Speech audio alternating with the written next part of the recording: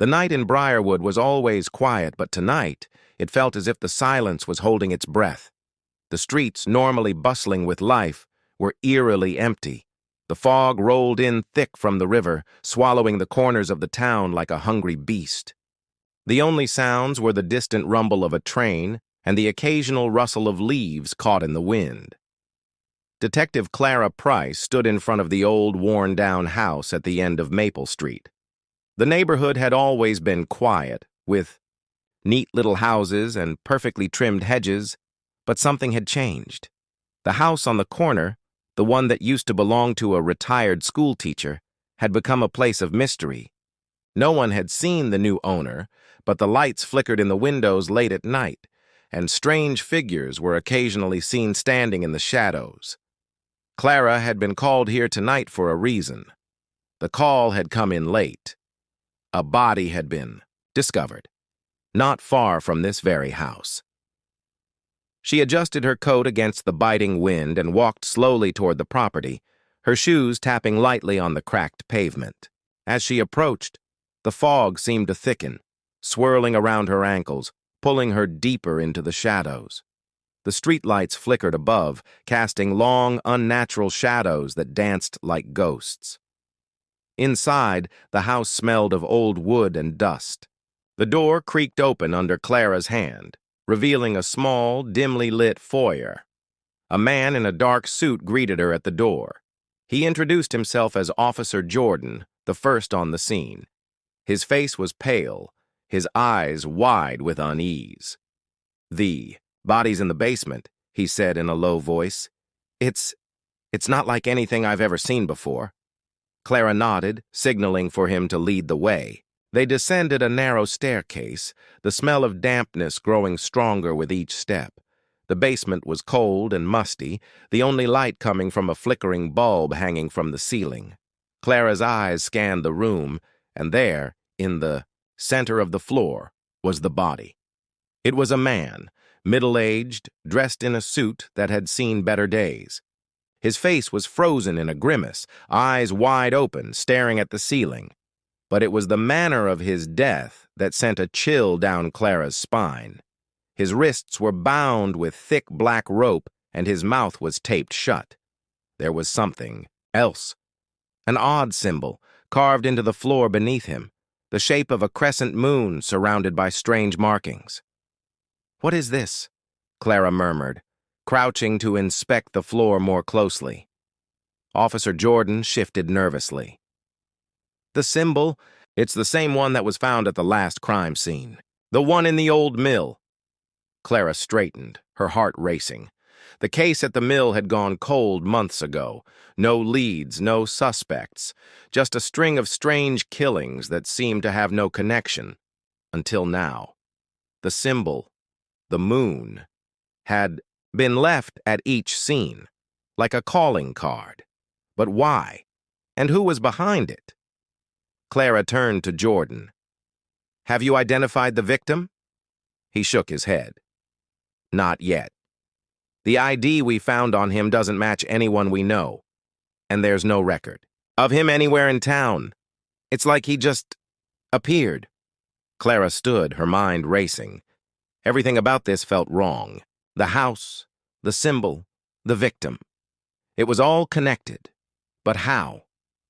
She motioned for Jordan to stay back and began to examine the room more closely. The walls were bare save for a single old portrait hanging crookedly on the wall. It was a family photo, an older man and woman standing beside a younger girl. Clara stepped closer, her eyes narrowing. The girl in the picture had an unsettlingly familiar look about her. She had the same dark eyes, the same sharp features, as the victim lying on the floor. Clara's breath caught in her throat. Could it be? Could this man have been connected to the people who once lived here? Before she could process the thought, the sound of footsteps echoed from above. Clara's instincts kicked in. She motioned for Jordan to stay silent and crept up the stairs, her heart hammering in her chest. They moved swiftly and quietly, listening for any sign of movement. At the top of the stairs, Clara paused, her eyes darting around the dimly lit hallway. The house was silent, almost too silent, but then a faint sound, whispering, came from one of the rooms at the far end of the hall. Clara crept forward, her gun ready in her hand. The door to the room creaked open as she approached, and she peered inside. The room was filled with dusty old furniture, but in the center was a large desk.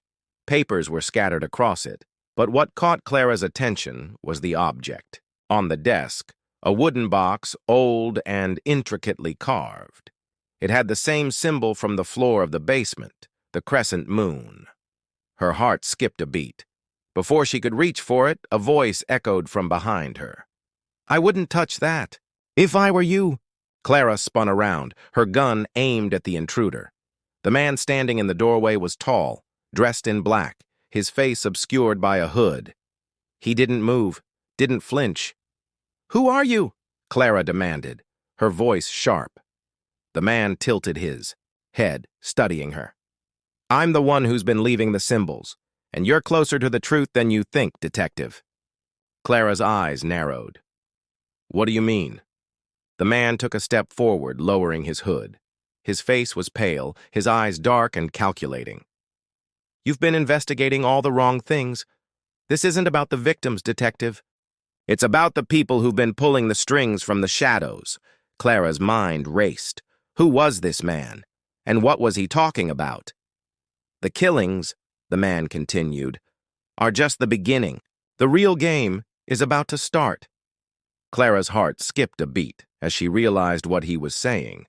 This wasn't just a series of random murders. There was something far darker at play, and she had stumbled right into the center of it. Without warning, the man lunged forward, grabbing Clara's arm with surprising strength. She struggled, but he was too strong. With a quick motion, he spun her around and slammed her against the wall, knocking the air from her lungs. "Listen carefully," he whispered in her ear. "If you don't want to be the next victim, you need to stop digging. This is bigger than you. You're not meant to understand." Clara's eyes burned with anger. She struggled again, managing to slip free from his grip. She pulled her gun, aiming it at him. "I don't scare easily. You want to play games? Fine. But I'll be the one who wins in the end." The man smiled, but there was no warmth in it. It was the smile of someone who knew a truth that Clara couldn't even begin to fathom. "You think you can stop it? You're too late," he said, his voice dark and mocking.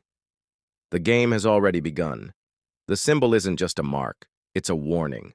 A warning for those who are willing to see the truth." Clara's mind raced, her thoughts fragmented by fear and confusion. Before she could speak, the man's hand shot out, grabbing her wrist and twisting it, forcing her to drop the gun. He moved with the precision of a predator, pushing her toward the desk. The man's lips curled into a smile. "You're more capable than I thought. But it's too late. I told you, stop digging." Clara's chest tightened, panic rising in her throat. Her eyes flitted to the wooden box on the desk, the symbols, the markings. It was all connected. What was inside the box? Could it hold the key to stopping the madness? Her mind raced for an answer, but all she could hear was the pounding of her heartbeat. Suddenly, a loud crash came from downstairs. The man's face twisted in annoyance. "No time," he muttered. He grabbed the box from the desk and, without warning, dashed out of the room. Clara's instincts kicked in. She lunged toward the door, pulling herself up just in time to see the figure vanish into the shadows. She didn't hesitate. She ran after him, her boots thudding against the old wooden floor as she descended the staircase. But as Clara rounded the corner, she saw something that made her blood run cold. Standing in the foyer was a group of men, all dressed in black, their faces concealed by masks. They were holding large, heavy weapons. At their center was the man, now smiling cruelly. "It's too late," he said softly, almost like a whisper, but the words cut Clara deep. The ritual has already begun. Clara's vision blurred. Everything she had investigated, the symbols, the murders, the cryptic messages, all led here to this moment. The group was part of something much larger than anyone could have imagined. It wasn't about solving a murder. It was about preventing something far worse from happening. One of the masked men stepped forward, lifting a strange, ornate dagger that gleamed ominously in the low light. The blade reflected Clara's face, twisted in fear, anger, and desperation. The man who had been guiding Clara, the one who had once seemed in control, now looked at her with pity in his eyes. "Go ahead," he whispered, his voice barely audible. "Fight if you want. But you're too late. You're part of the game now." Before Clara could react, the world around her seemed to collapse. The ground trembled, the walls creaked, and the shadows seemed to stretch and twist as if the house itself were alive. The fog outside poured in like an unstoppable tide, engulfing everything in darkness. And just like that, the game had truly begun.